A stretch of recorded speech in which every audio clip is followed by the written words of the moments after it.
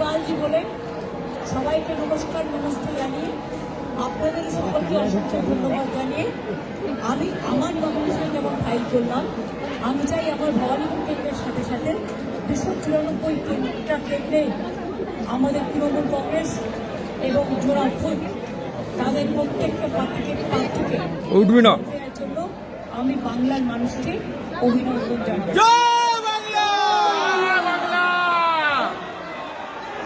সরকার আমরাই বলব, আমাকে আজকেও প্রোগ্রামে যেতে হবে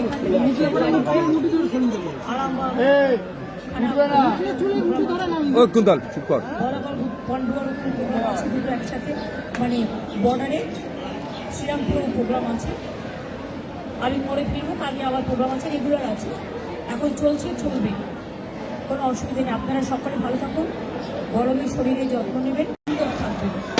সকলের জন্য অনেক অনেক শুভনন্দন, শুভ কামনা।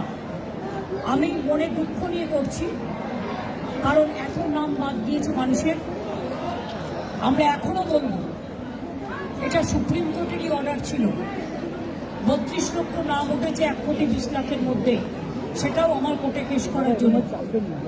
বাদ বাকি 58 লাখ তোলাই হয়নি, তার মধ্যে কিছু বাদ হতে পারে যারা ডুপ্লিকেট ভোটার বা মৃত ভোটার, বাদ বাকি এমনকি অ্যাডজুডিকেশনে যে 27 লাখ কয়েক হাজার বাকি আছে, 50,000-60,000-এর মধ্যে, তাদের ভোটাধিকার দেওয়া উচিত বলেই মনে করি।